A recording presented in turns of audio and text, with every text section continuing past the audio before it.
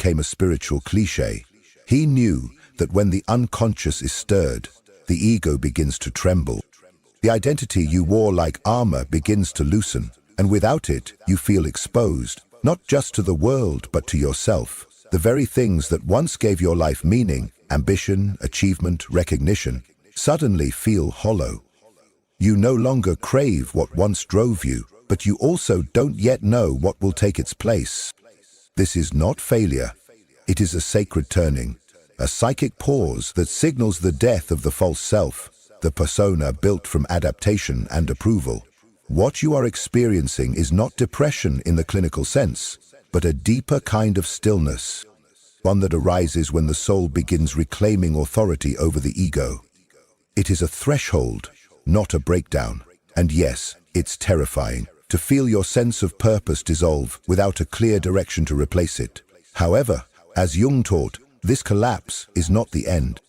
It is the beginning of individuation, the long and inward journey toward becoming whole. You did not lose your way. You crossed into sacred territory, into the unknown part of yourself that has always waited patiently behind the performance. This quiet phase is not an error in your awakening. It is the doorway into its truth. And if you stay with it, if you let it do its work, you may find that the emptiness you fear is actually the womb of something real, something soul-led, something that no longer burns to impress, but burns to express. You are not lost. You are becoming. It often begins with a quiet unraveling. You wake up one day, stare at the same desk, the same inbox, the same list of tasks, and feel absolutely nothing. No fire, no urgency, no pull. What once defined your purpose, climbing the ladder, hitting goals, building your reputation, now feels like an echo from another life. But nothing external has changed. You still have the title, the calendar, the role, yet inside, the structure is collapsing, and you don't know how to explain why. Carl Jung called this structure the persona, the mask we learn to wear to survive, to belong, to succeed. It is not fake in the malicious sense. It is adaptive. It forms in childhood when we realize certain behaviors are rewarded, others rejected. So we shape ourselves to be lovable, competent, agreeable, and driven. And slowly, without realizing it, we become the role more than the soul. We become the version of ourselves that earns applause. The parent, the provider, the achiever, the spiritual seeker. However, the persona, while functional, is not foundational. It is not the self. It is a social agreement stitched from survival and strategy. When awakening strikes, often through crisis, loss, or deep introspection, it doesn't just give you insight. It strips the mask. And when the mask falls, so does everything built upon it. The dreams you chased, the image you crafted, the purpose you clung to like a lifeboat. You look around and realize that the life you built was designed by someone you no longer are. That realization hits like grief, and it is grief. You are mourning the death of an identity that once gave you direction, but it was never the whole truth. It was a chapter, not your essence. Take Sarah, a woman in her early 40s. For years, she was the model of success. Corner office, perfectly curated social life, fit body, spiritual bookshelf lined with all the right names. She meditated every morning. She did the gratitude lists. She checked every box. Then one day, she couldn't get out of bed. Not from emptiness, but from emptiness. Her therapist said she might be burned out, but when she spoke, it wasn't exhaustion that came through. It was disillusionment. She said, "I feel like I've spent my life climbing a mountain only to realize it was the wrong one, and I don't even know who I was doing it for." This is the moment Jung warned us about. The moment the persona dissolves and the true self begins to stir, not with grand visions, but with unsettling silence. Your ego doesn't know what to do when its fuel source dries up. The applause stops mattering. The future loses its shape. Motivation evaporates, not because you are weak, but because the role you were playing no longer fits. You didn't lose your passion. You simply outgrew the illusion that passion must serve productivity. You finally see the gam, and once you see it, you can no longer unsee it. In Jung's language, this is the beginning of individuation, the sacred process of becoming whole. But before you can build a life rooted in authenticity, the architecture of the false self must crumble. This is not a punishment. It is a passage. Like an actor stepping off stage after decades in costume, you are now standing in the wings, barefaced, asking the most frightening question of all. If I am not the role I've played, who am I? And this is where courage is born, not the kind that charges forward, but the kind that stands still, in the rubble of what once made sense, and dares to feel the emptiness. Because in that emptiness, something ancient begins to awaken. Not a new identity, but a deeper truth. A truth that cannot be hustled, cannot be posted, cannot be measured by metrics or milestones. It is the quiet knowing that you are more than the mask, more than the narrative, more than the applause. The persona shatters, not to leave you empty, but to invite you into fullness. A fullness that does not need to be seen to be real. A fullness that speaks not in ambition, but in alignment. You are not broken, you are shedding, and the life that emerges on the other side is not smaller, but truer. This is not the death of your dreams, it is the death of the dream that was never really yours. There is a strange and silent terrain that no one warns you about. It arrives, not with thunder, but with the soft crumbling of identity. After the mask has fallen and the roles have dissolved, you do not immediately feel liberated. Instead, you find yourself standing in a liminal space, where everything familiar has vanished and nothing new has taken its place.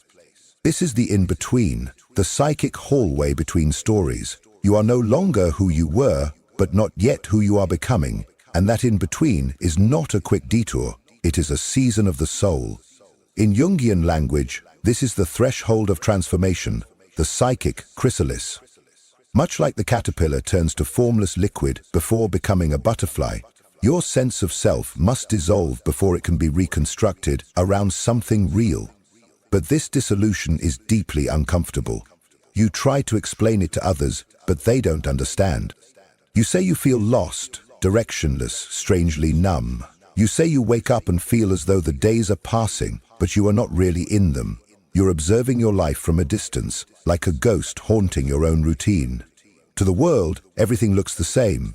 You go to work, you smile at the checkout line, you answer emails, but inside you feel like a blank page, and that blankness terrifies you. Because the old self, even in its stress and striving, had clarity. You knew the rules. You knew what success looked like, even if it left you empty. But now, there is no rule book, no familiar rhythm, only stillness. And that stillness can feel like death. Take Daniel, a father in his late 30s. For years, he lived by the metrics of success. He built a company, raised a family, and volunteered on weekends. But after a health scare and a spiritual retreat that cracked him open, he came back changed. He could no longer force himself into the mold. The goals no longer made sense. The conversations felt hollow. He stopped pretending. But as he let go of the old, the new didn't arrive. I feel like I'm floating, he said. Like I'm untethered from everything, and I can't go back. But I also don't know how to go forward. Jung understood this psychological suspension. He taught that in order for the self, the true inner center, to emerge, the ego must surrender its dominance. But in that surrender, there is disorientation. The ego screams for something to grab onto. It wants clarity, identity, and momentum. But none come. This stage is not for movement, it is for metamorphosis. And metamorphosis cannot be rushed. This is the womb of becoming, and like any birth, it is both sacred and painful. In this space, time stretches. Old habits fall away, old relationships feel foreign, and the silence becomes so loud you start questioning everything. You wonder if you made a mistake, if something broke inside you. But Jung would say that nothing broke. Something ancient was awakened, and now it is rearranging you from the inside out. Here, motivation does not return in grand gestures. It comes in flickers, a pull toward nature, a sudden desire to journal, a dream that lingers in the morning light. These are not distractions. They are soul whispers, clues, invitations. The self is not a voice that shouts. It is a pulse that deepens. And to hear it, you must become quiet enough inside to feel the subtle stirrings. The in-between is not failure. It is preparation. You are being emptied of false identities so that you can become a vessel for something truer. And though it feels like nothing is happening, everything is.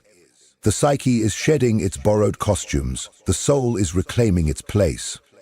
And your life, though still quiet, is no longer being shaped from the outside in. It is beginning to rise from within. So, if you find yourself stuck, floating between what was and what has yet to be, do not panic. Do not rush. This is not your ending, it is your passage. The fog is not a sign that you are lost. It is a sign you are in transit. The self is coming, slowly, quietly, like dawn breaking after a long night. Let it come. Let yourself become. There is a moment after awakening when everything inside you, once blazing with ambition and momentum, slows to a whisper. You feel yourself swinging from constant overdrive into a deep and disorienting stillness. At first, it feels like burnout. But soon, you realize it is something else, something quieter, deeper, and strangely sacred. You are no longer operating on the fuel of pressure, deadlines, or the need to be seen. You are suspended in a space where urgency evaporates and the impulse to prove dissolves. The world around you keeps spinning, but your soul refuses to move. Carl Jung named this phenomenon enantiodromia, the psyche's natural law of reversal. After long periods of leaning into one extreme, the soul swings into its opposite.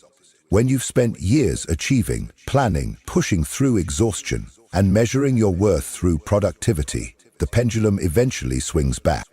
And when it does not ask for your permission. It simply pulls you into stillness. What you once called drive now feels hollow. What once gave you identity now feels heavy. You move from, I have to do everything, to, why do anything at all? To those around you, this may look like apathy. They may not understand your silence or your withdrawal. But what they see as laziness is actually the soul recalibrating its energy. You are not giving up, you are being emptied. And not in despair, but in preparation. The mind that was once overloaded with to-do lists and inner criticism is now being stripped down to its core. And beneath the noise, a different kind of intelligence is beginning to awaken. Consider David, a 50-year-old executive who spent 3 decades building his empire. Every hour of his day was accounted for. From early morning workouts to late-night meetings, he was praised for his hustle. But after a near-death experience from a sudden illness, something cracked open inside him. The old rhythm no longer made sense. He began canceling meetings, forgetting appointments, and losing interest in everything he once found thrilling. Friends thought he was depressed. He thought he might be broken, but in truth, he was in the sacred swing. The psyche had flipped from external conquest to internal inquiry. Jung believed this reversal was not dysfunction, but wisdom. The soul seeks balance, and when the ego dominates for too long, forcing the body, mind, and heart into constant striving, the unconscious rises to restore equilibrium. It is a silent revolt. The self says enough. Enough chasing, enough pretending, enough running from the stillness. The pendulum must swing back, not as punishment, but as healing. In this stillness, life asks you to sit with what you've avoided. It brings you face to face with emotions that were buried under achievement. It invites you to listen to the voice you drowned out with busyness. And though this space can feel void of meaning, it is where your essence begins to surface, for it is in stillness, not motion, that the soul remembers its shape. But be warned, the ego will protest. It will label your stillness as laziness, your rest as regression. It will push you to get back on track, to the life that was slowly numbing you. The ego cannot understand sacred rest because it only values what is seen and measured.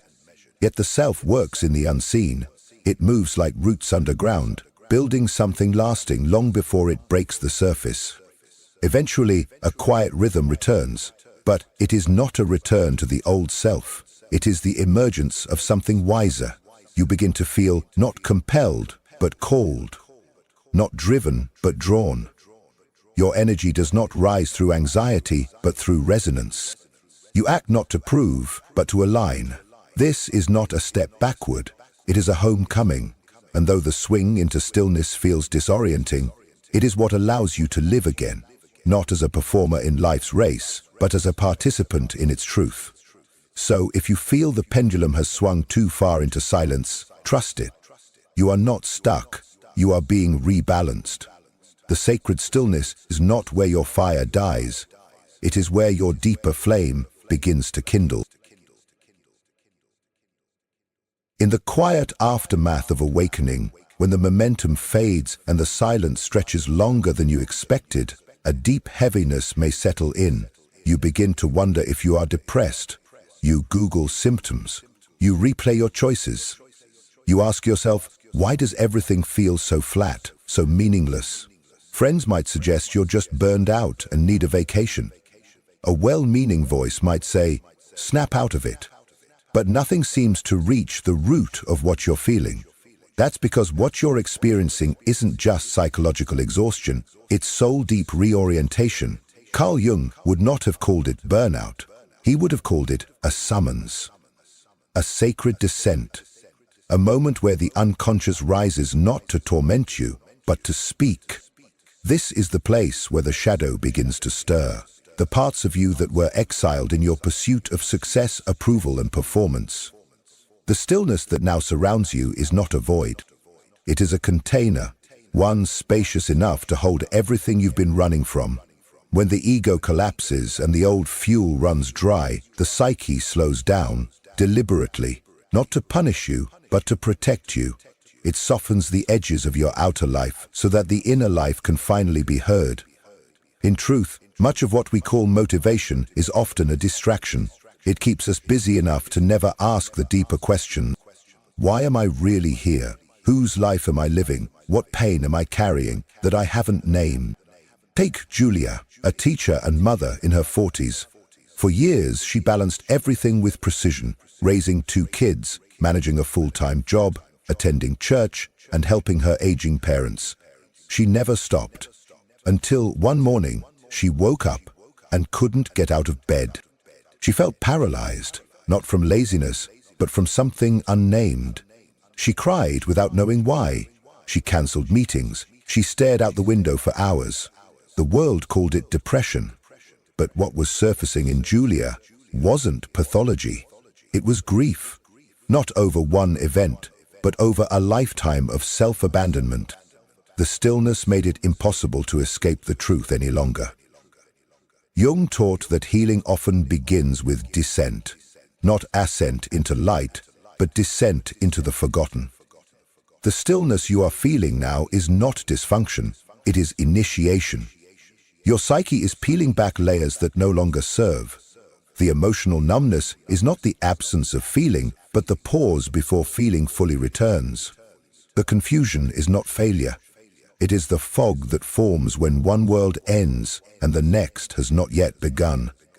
This sacred pause is the psyche's way of saying, slow down, look, listen. You are carrying too much. You are living on patterns that were never truly yours. And now, the real work begins. Not the kind that impresses the world, but the kind that brings you home to yourself. You may feel like you're falling apart, but what's actually happening is the disintegration of false structure. The facade is crumbling, so the foundation can be reclaimed. In the depth of stillness, your shadow begins to take form. You may start to remember the part of you that stopped trusting people, the child who had to be strong too soon, the artist you silenced, the anger you buried beneath politeness.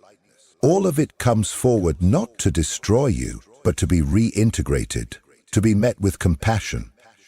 Jung believed that we are not made whole by being perfect. We are made whole by embracing what we've exiled. This is the work the soul asks for. Not another goal, not another mask, but a return to truth. And truth begins in silence. It moves slowly. It trembles before it roars. And in that trembling, you begin to reclaim your own voice. Not the voice the world taught you to use, but the one that has waited beneath the noise your entire life. So no, you are not broken. You are not failing. You are being pulled inward for a reason. You are being asked to retrieve what you left behind in the name of fitting in. And this work, though invisible to others, is the most sacred labor of all. When you honor it, your life will not just resume, it will be reborn, not driven by pressure, but shaped by presence.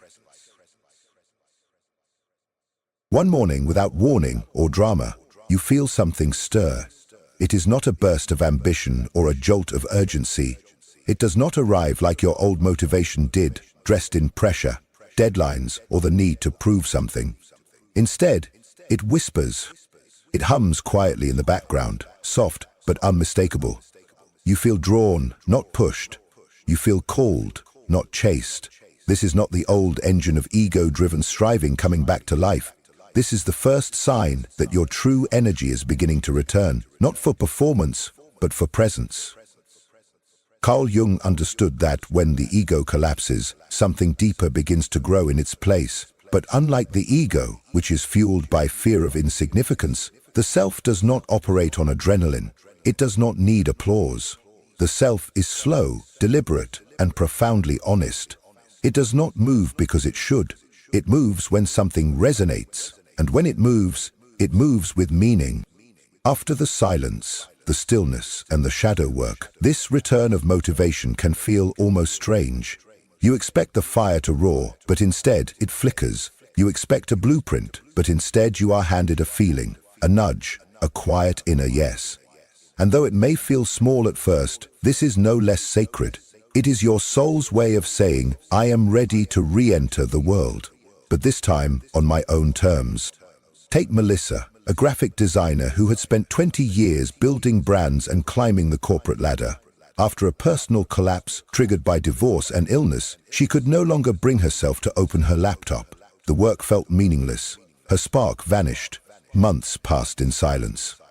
Then one afternoon she found herself sketching again. Not for a client, but for herself. Flowers, symbols, dreams. She lost track of time. Something flowed through her, not for money, not for praise, but for joy. That night, she cried, not because she was sad, but because for the first time in years, she felt alive, doing something that didn't require external validation. This is what Jung called the emergence of the self. It begins when we act not from who we're supposed to be, but from who we truly are. This motivation does not arise from fear of falling behind. It rises from the clarity of alignment. You begin to ask different questions. Not, what should I be doing right now? But, what feels quietly true? Not, how do I get ahead? But, what brings me back to myself? In these questions, the ego has no power. Only the soul responds. The new motivation does not always lead to grand gestures. Sometimes it leads you to plant a garden, to write poetry, to say no to something that once defined you, to walk away from noise, even when silence still feels unfamiliar. But every act, no matter how small, feels infused with something real, something that feels like home. And the irony is, when you no longer seek to prove your worth, your energy becomes magnetic. You are no longer working against yourself. You are no longer dragging a persona into battle every day. Instead, you become the kind of person who creates, teaches, heals, and leads. Not because you must, but because your whole being says yes. Not because the world demands it, but because your soul is overflowing and needs somewhere to pour. This is soul-led momentum. It does not move in straight lines or upward grafts. It moves like a river, finding its own way. It cannot be faked. It cannot be forced. But when it arrives, it feels like truth in motion. So if you are waiting for the old fire to return, stop. That fire burned everything it was meant to. What is coming alive now is different, softer, wiser, slower. This is not the beginning of another race. It is the beginning of a more honest rhythm. Your new fuel is not performance, it is present. At some point, the performance no longer feels sustainable. The carefully managed image, the polished conversations, the pursuit of being seen as good, right, accomplished, it all begins to unravel. Not from failure, but from awakening.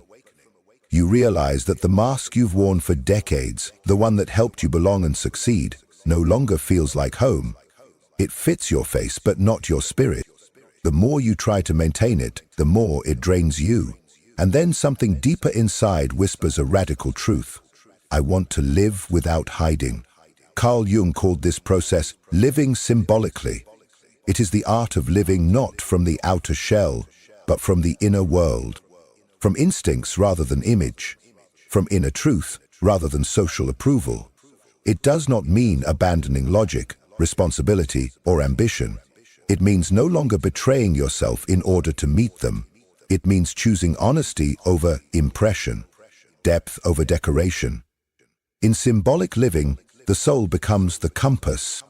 Dreams are not random flickers of the mind. They are coded messages from the unconscious. Your body's tension, your sudden resistance to a task, the ache you feel in someone's presence, these are not inconveniences. They are communicating. The self, when given space, speaks not through arguments, but through resonance. A conversation that lingers, a book you cannot put down, a silence that feels alive. These are symbols pointing you inward.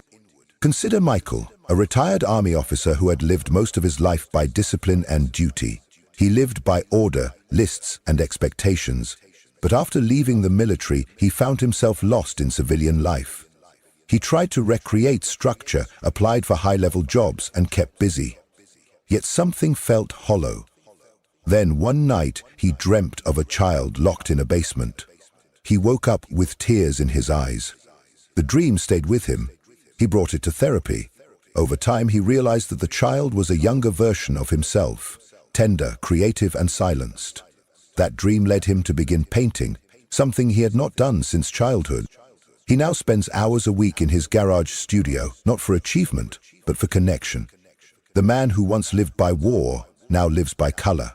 Not because it makes sense to the world, but because it finally makes sense to him. This is what Jung meant by the symbolic life. It is not a rejection of reality, but a re-enchantment of it. It is when you begin to trust your subtle signals more than your social scripts. When you sense that what glitters may not nourish you, and what feels quiet may hold gold. Your choices no longer come from fear of missing out, but from an intuitive knowing that only you can feel. You do not seek clarity in the opinions of others. You seek congruence in your own breath. As the soul takes the lead, life no longer feels like a performance. You no longer walk into rooms wondering who you need to be. You enter as you are, knowing that authenticity is not loud, but grounded. You do not chase what looks impressive. You create what feels alive. You begin to notice that even simple things, a walk in nature, an unexpected conversation, a dream journal by your bed, carry more weight than external achievements ever did. Letting the soul lead means honoring what feels right before asking what looks right. It means allowing your intuition to challenge your logic, your dreams to disrupt your plans, and your body to guide your boundaries. And when you live this way, your life may not look extraordinary on paper, but it will feel real in your bones. This shift is subtle but seismic. It is the difference between chasing approval and choosing alignment, between controlling your image and connecting to your essence. You are no longer living your life. You are inhabiting it. Fully. Symbolically. Soulfully. So if you feel called to step away from what is expected and step toward what is honest, trust that call. It is not rebellion.